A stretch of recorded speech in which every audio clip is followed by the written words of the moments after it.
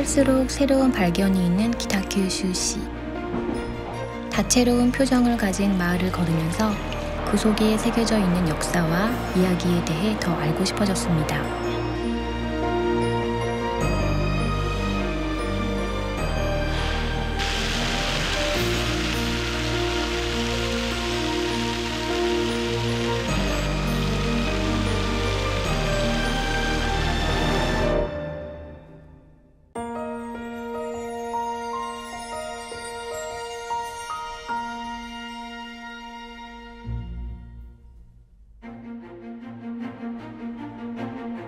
기타큐슈시의 구 5개 시는 각각 다른 역사적인 배경을 가집니다.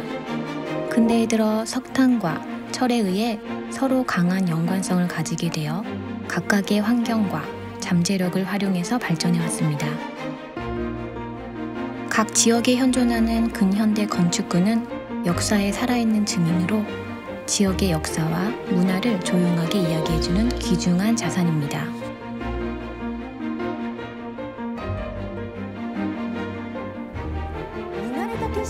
익숙한 경치에 숨겨진 기타큐슈시의 의외의 이야기, 그 이야기들을 풀어보고 싶습니다.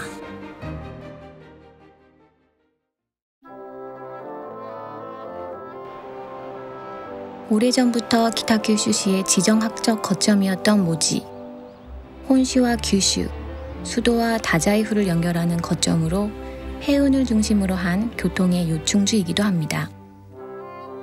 드디어 근래에 들어 1889년 대전기가 찾아옵니다. 모지항이 치코의 석탄 등을 해외에 수출하기 위한 특별 수출항으로 지정되었습니다. 1891년에는 모지항이 거점인 규슈 철도가 개통되어 바다와 육지의 중요한 교통 결절점이 됩니다.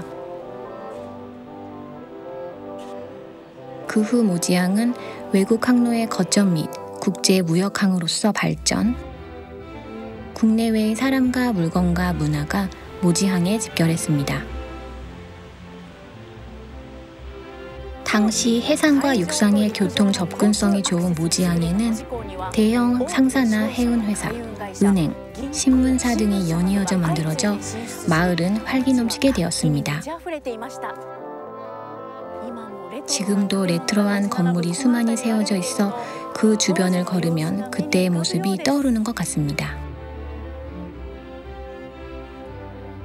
쇼와 초기가 되면 서해안부두는 대련 항로, 천진 항로가 연속으로 운항을 개시, 거기에 중국 항로 이외에도 일본 유선과 오사카 상선이 유럽 항로 등을 취항해서 항로의 수는 약 40항로, 한 달에 180편 정도가 취항하여 모지항 역사 속에서 최전성기를 맞이하게 됩니다.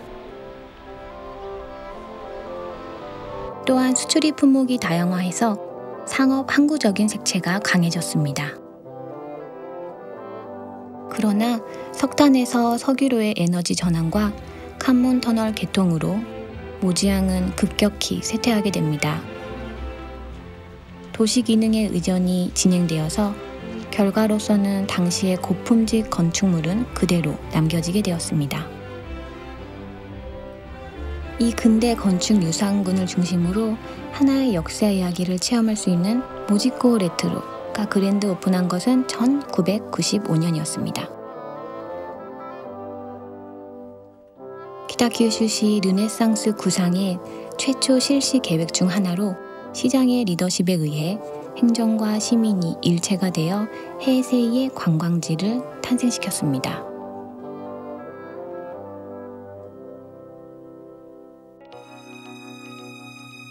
이것은 1933년 지도입니다. 당시는 현재의 모지항 레트로 지구를 둘러싼 운하가 있어 대련 항로의 부두는 육지에서 분리되어 있습니다.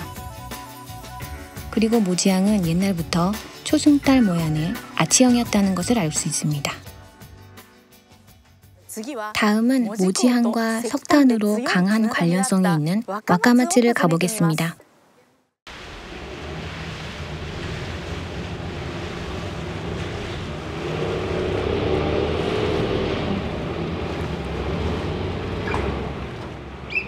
와카마츠는 에도 시대부터 온가강 유역의 영곡미와 석탄의 하역항이었습니다. 채굴된 석탄은 가와히라타라고 불려진 강의 선박으로 온가강, 호리카와 운하를 거쳐 와카마츠항까지 운반되었습니다. 오래전부터 해상 교통로로 활용된 도카이만이 와카마츠 그리고 기타 큐슈의 역사와 같이 변천해온 것을 알고 있습니까?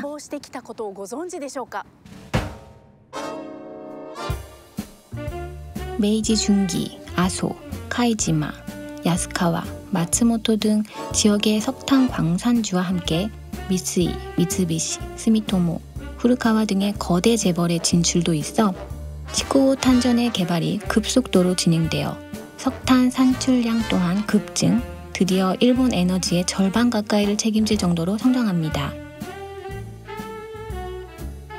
그로 인해 가장 긴급하게 진행된 것은 운송 설비의 정비였습니다.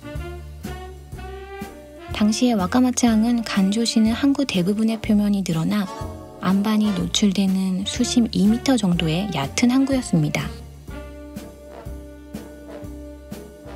그래서 도카이만의 수심을 깊게 해서 항로를 넓히기 위한 와카마츠항의 축조를 목적으로 1890년에 와카마츠 쭉항 회사가 설립되었습니다. 대규모 준설에는 거대한 자금이 필요하기 때문에 와카마츠 축항 회사는 도카이만의 입항료 징수와 매립지를 소유, 매각하여 자금을 조달했습니다. 한편 항구의 정비와 함께 탄광주들이 염원한 치쿠오 흥업철도는 1891년에 와카마츠에서 노가타로, 1893년에는 이즈카까지 전선을 개통해서 증기 기관차로 더 많은 석탄을 운반될 수 있게 되었습니다. 1897년에는 관영 야하타 제철소의 건설 후 도카이만의 준설은 제철소 유치 조건이었기 때문에 유치와 병행하여 진행할 수 있는 확장 공사에 박차를 가합니다. 대대적인 개보수가 꾸준히 진행되어 1904년에 와카마츠항은 국가의 특별 수출입항으로 지정되어 점차적으로 와카마츠항에서의 석탄 수출도 증가됩니다.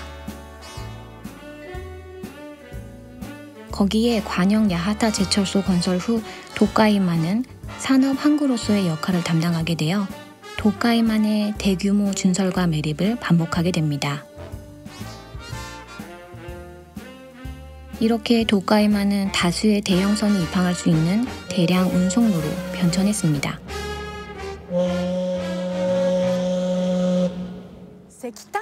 석탄 경기의 혜택을 받아 거리가 빛나고 있던 시대, 와카마츠 남해안에는 석탄 관련 회사와 해운회사, 상사, 은행 등이 건설되었습니다. 상사도, 은행도, 철도도 와카마츠로의 정근은 영전이었다고 합니다. 와카마츠 남해안 거리에는 당시 그대로의 근대 건축물이 4개 동 연속적으로 현재까지도 남아있습니다.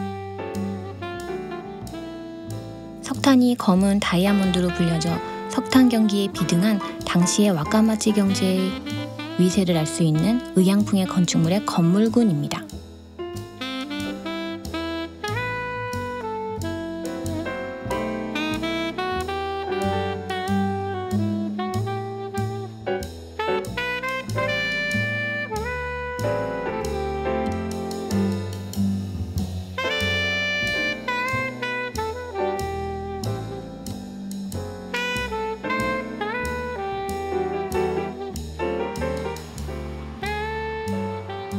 (1895년) 창업한 요정 긴나베.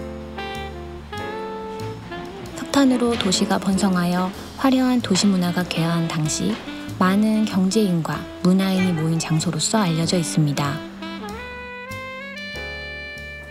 この金鍋の歴史としては125年経ちましたけど、この建物自体はいつ頃のものなんですか？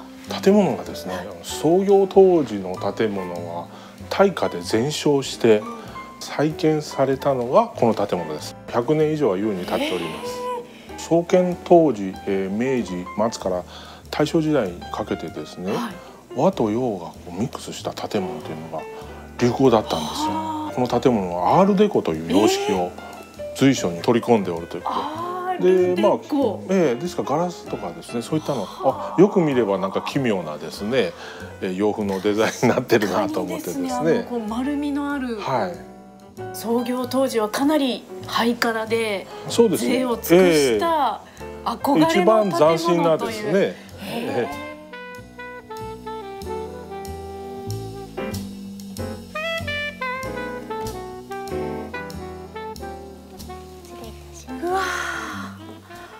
味噌ですね。はい、名古屋の八丁味噌になります。この中にお肉を入れて、当時は冷蔵庫っていうものがなかったので、お肉などをお味噌につけて保存していたそうで、それが始まりになります。なるほど。このふつふつと煮える音がたまらないですね。はい。これが牛鍋の音なんだな。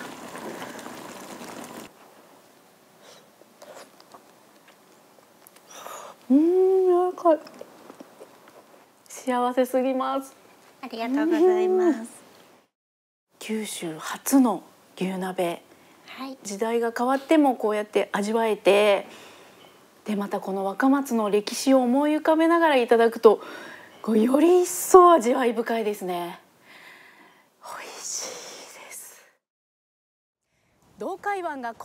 도가이만이 오늘과 같은 모습이 된 배경에는 와카마츠의 역사뿐만 아니라 관영 야하타 제철소의 유치와 발전이 크게 관련되어 있습니다. 이런 관점에서 다음에 소개할 곳은 근대 산업 발상의 토지 야하타입니다. 철은 국가. 메이지 정부가 관영 제철 발전소를 건설을 결정한 것은 청일전쟁의 종결 직전인 1895년이었습니다. 2년 후 도카이만에 접하고 있는 한촌, 야하타 지역이 건설지로 선택되었습니다. 1901년 관영 야하타 제철소 조업 개시. 1910년에는 국내 철강 생산량의 90% 이상을 점유하기까지 현재의 기술 강국 일본의 기초를 만들었습니다.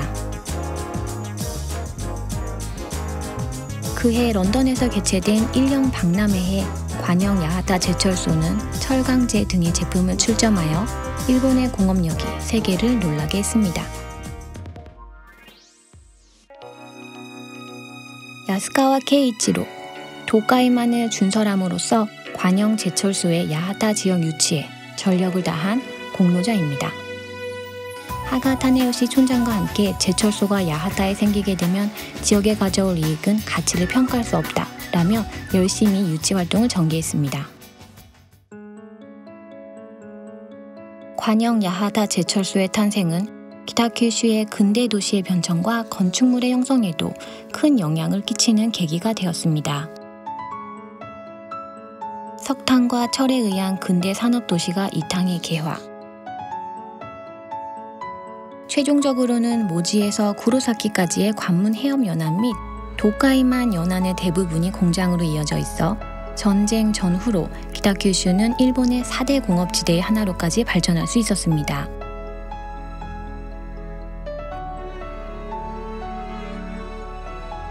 (2015년) 관영 야하타 제철소의 이전 사무실, 수리공장, 이전 대장간, 온가강 수원지 펌프실의 4가지 시설은 세계 문화유산에 등록되었습니다.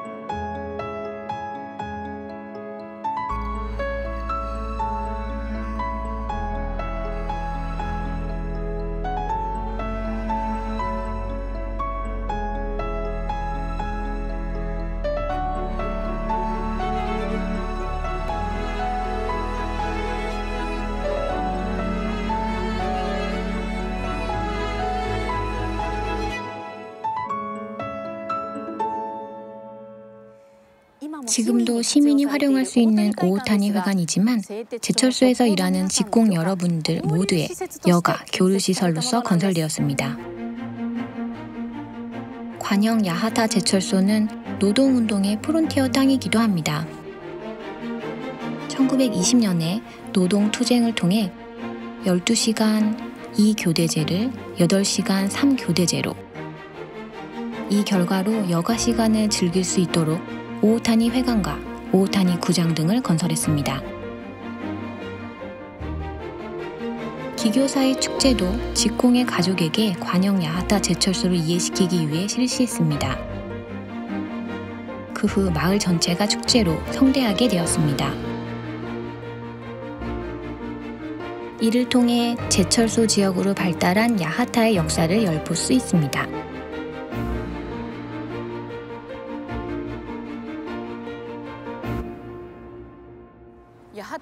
야하타는 제2차 세계대전의 야하타 대공습으로 인해 많은 인명을 잃었고 시가지가 전부 타버리는 등 막대한 피해를 입었습니다.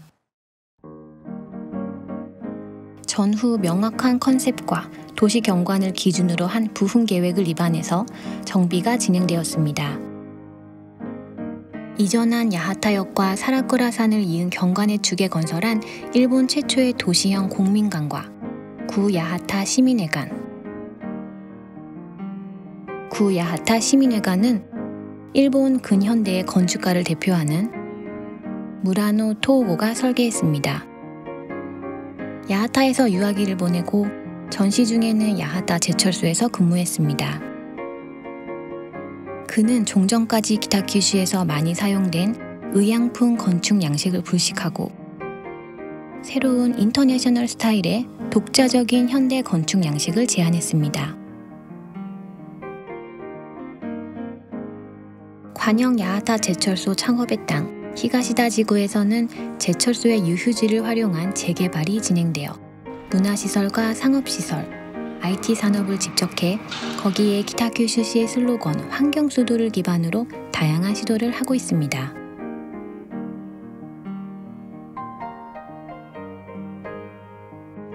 히가시다 지구를 중심으로 야하타는 지금 다시 태어나려고 합니다. 앞으로가 기대되는 곳입니다. 다음은 토바타로 가보겠습니다. 근세 이전, 토바타는 한가한 어촌이었습니다. 메이지 시대에 들어와 와카마츠의 석탄 적출로 화랑을 보여 거기에 야하타의 관영 제철소가 조업을 개시하면서 토바타는 많은 관련 기업을 유치, 정비해 왔습니다. 그것뿐만이 아닙니다. 야스카와 케이치로는 국가로부터 얻은 이익은 국가를 위해서 사용해야 한다 라는 신념으로 토바타의 땅에 교육 유토피아를 창조하려고 합니다. 기술이 숙련된 사군자를 양성하는 교육 이념을 세워 1909년에 개교한 것이 규슈 공업대학의 전신인 메이지 전문학교입니다. 초대 총장으로서 설립 시 경영을 맡게 된 사람은 물리학자인 구 도쿄제국 대학의 총장을 맡은 야마카와 켄지로. 학교의 설계는 일본 근대 건축의 아버지라고 불려진 타츠노 킹고. 당시의 일본을 대표하는 인류의 인물들이 기용되어 있습니다.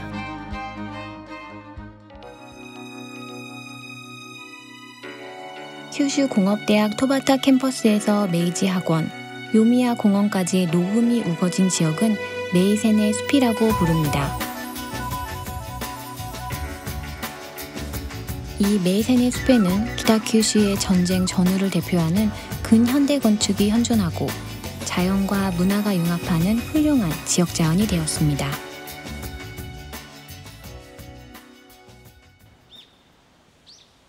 야, 鳥のさえずりがもう本当に完全なる森ですね。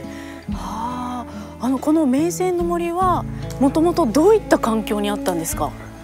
こちらはですね、おそらくですが今の JR より海側にはですね、白い砂浜が中原から名古屋岬まであってですね、大正時代は海水浴場だったって聞いています。いや、こうやって見てるとですね、建物が本当に全てかっこよくて、もう正直大学の敷地内っていうよりはその美術館のある公園に遊びに来たような感覚になってます。そうですね。我々自身もですね感じてますのはやはりこのマスタープラン、この最初の全体計画が自然と建物のバランスをそのままこの銘仙の森の良さを生かしながら作られています。それがまず素晴らしいと思います。この放流会館とかですね、はい、その奥にあります記念講堂、これは清家清さんが作られたんですけども、これはオリジナルとは違う新しいモダンな現代建築なんですけども、はい、そのやはりこの環境の良さを清家清さんがよく考えて作ってくださったんで、ある意味1960年代の北九州のお手本になったんだと思っています。でそれがこうキャンパス内にですねこうだんだん浸透して維持されているので、こういう美術館みたいな雰囲気がですねこちらの銘仙の森にはあるというふうに考えていただけるといいかなと思います。ではこの銘仙の森はこの自然とともに近現代建築も守ってきたということなんですね。そうですね。近代の起業家さんたちが、理想の自然環境、理想の近代建築を、ここに作り、それをみんなが守ってきた。でそれはある意味ユートピアだったんですけど、今では逆にこうオアシスみたいな貴重な財産だと思います。だからぜひ皆さん市民の方にも知っていただきたいと思っています。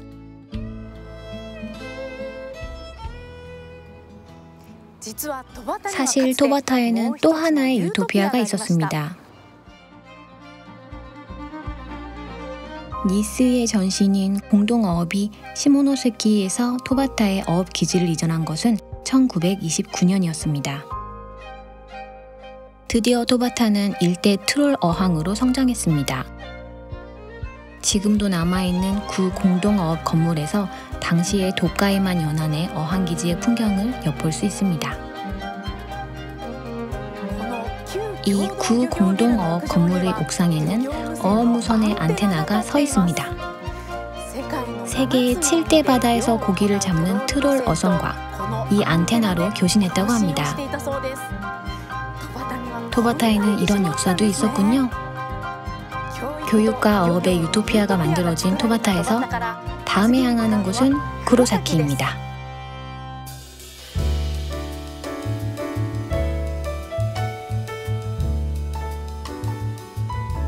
나가사키 가도의 역참마을로서 번영한 구로사키. 근대에 들어 야스카와 전기, 일본 타르 산업, 구로사키 요업 등이 잇따라 입지, 상업 기능 또한 집적해 부도심으로서의 발전이 기대됩니다.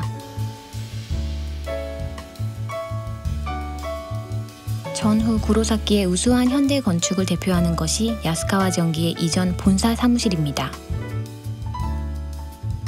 설계는 안토닌 레이먼드. 프랭크 로이드 라이트의 제자로 라이트의 제국 호텔 건설 시에 일본을 방문하였습니다.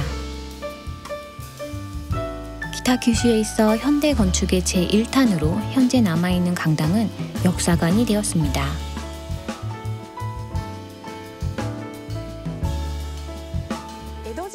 에도 시대에 정비된 나가사키 가도는 부젠의 나라 고쿠라와 히젠의 나라 나가사키를 연결하고 있었습니다.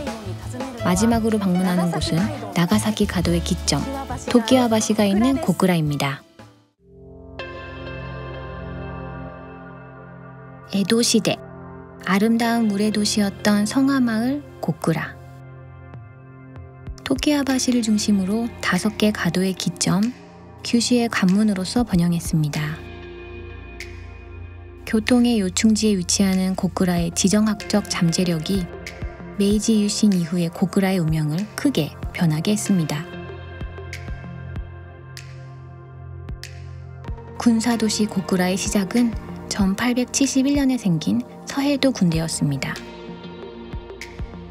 1898년 막부 말기에 소각된 고쿠라 성내 제12사단의 사령부가 배치되어 조용했던 고쿠라의 마을의 분위기가 거칠게 변화했습니다.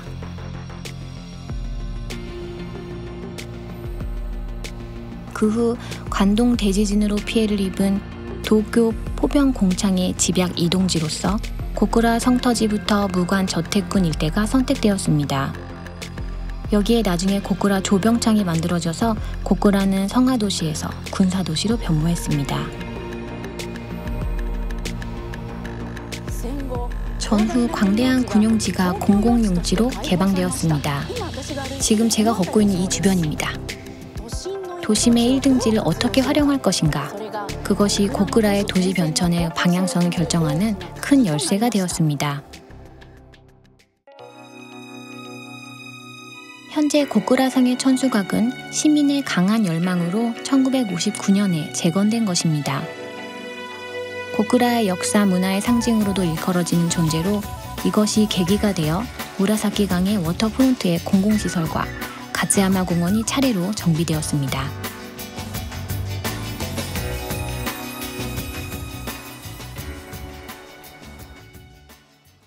고쿠라성 천수각의 재건과 함께 새로운 기타큐슈의 모습을 결정하는 건설 계획이 시작된 것이 고쿠라 시민회관의 건설이었습니다.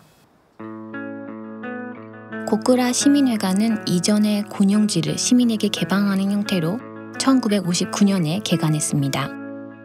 무라노 토오고가 설계했습니다. 1975년에는 가츠야마 공원의 한 구획은 이소자키 아라타의 설계로 기타큐슈 시립중앙도서관을 개관.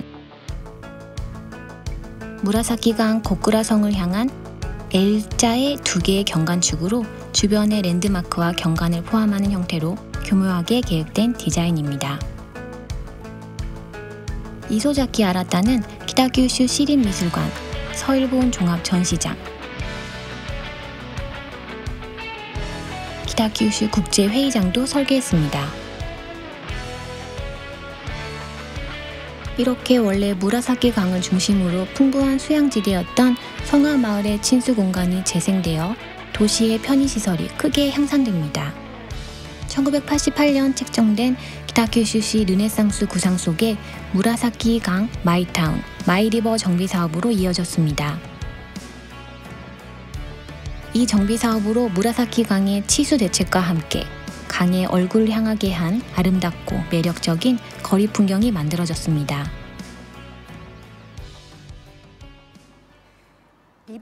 리버워크 기타큐슈는 무라사키강 마이타운, 마이리버 정비 사업과 연동해서 실시한 무로마치 1조메 지구의 재개발 사업에 의해 2003년에 개설한 복합시설입니다. 설계는 존 저디. 무라사키강의 리버프론트의 공간과 풍경을 잘 포함하여 일체적인 도시 공간으로서 구성되었습니다.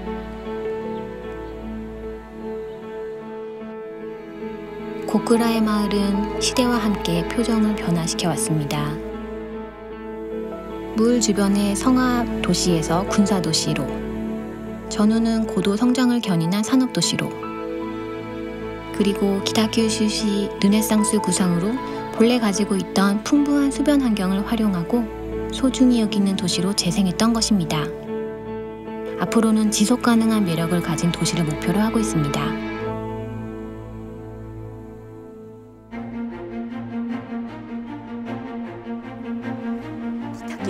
기타큐슈에 살면서도 지금까지 보이지 않았던 기타큐슈의 다양한 모습을 발견할 수 있었습니다. 더욱더 이 지역이 좋아졌고 계속해서 이곳에 살고 싶다고 생각하게 되었습니다.